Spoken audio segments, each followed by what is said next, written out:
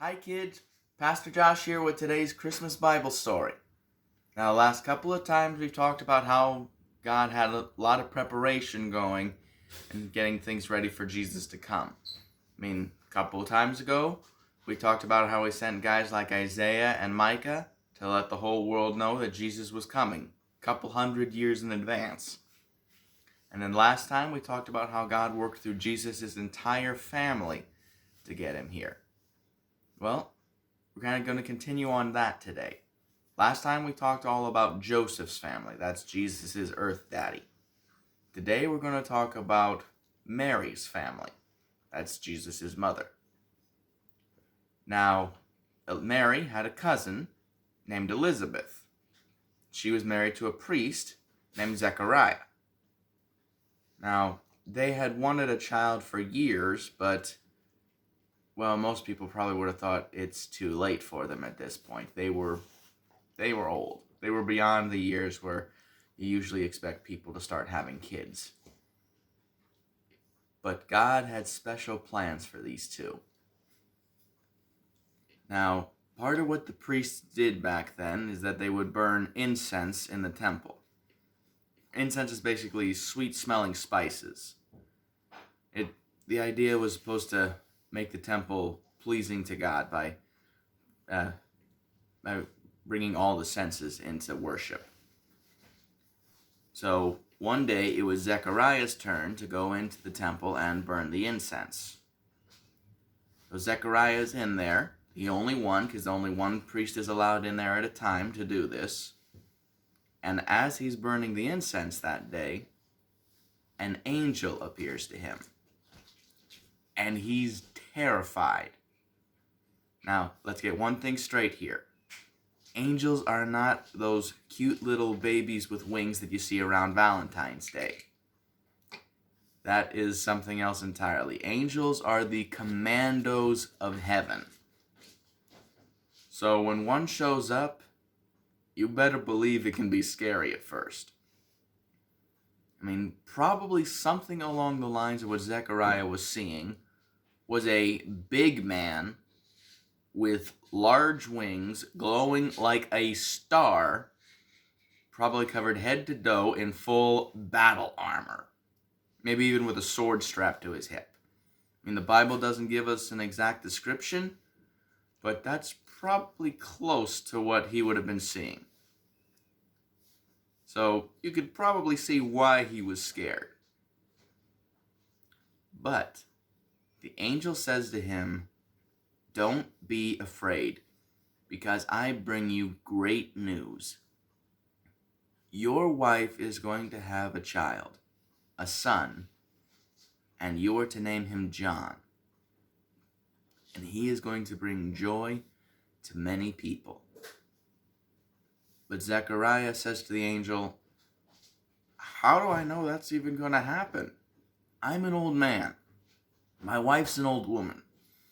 We're beyond the time when we should be able to have kids. How is this going to be possible?" And the angel says to Zechariah, "I am Gabriel. I sit at the foot of God's throne, and you don't believe me? You want some proof this is going to happen? Well, here it is. Until John is born, you will not be able to speak." And with that, Gabriel leaves. Poof! It's like he was never there. And when he goes, Zechariah's voice goes with him. Now, outside the room where this is going down, all of Zechariah's priest buddies are starting to worry. He might have fallen down dead in there for all they know. And they're trying to figure out how they can go in and check on him since no one else is allowed in the room at the time. But finally, Zechariah comes out. They rush to see him, trying to figure out what's going on. But he can't speak. His voice is gone. Just like plain out, he is mute. So they figure something big had to have happened in there. But there's no way that Zechariah can tell them. But Zechariah goes home that night. And probably through a combination of hand gestures and writing stuff down, he's able to give his wife the good news. And not too long after the angel comes, Elizabeth gets pregnant. Now, eventually the child is born, a strong baby boy, just like the angel said. And the custom in those days was for the child to be named after one of his relatives. So all the families gathered together there. They see this baby boy and how much he looks like his father, and they think, hey, let's name him Zechariah after his dad. But Elizabeth says, no, his name is John. And nobody takes her seriously. So they figured, hey, let's talk to Zechariah. He's the dad. What he says the boy's name, that's the end of the matter. So they go to Zechariah and they ask him what he wants to name the boy. So Zechariah calls for a writing tablet. He writes it down and shows them. His name is John. And as soon as he shows them, his voice comes back.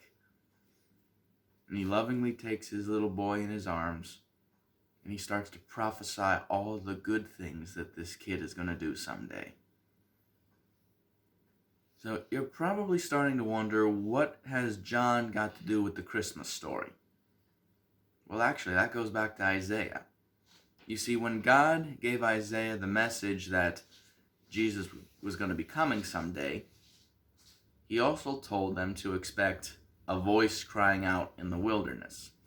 Basically, before he sent the Messiah, he was going to send a messenger to let the whole world know the Messiah had finally come.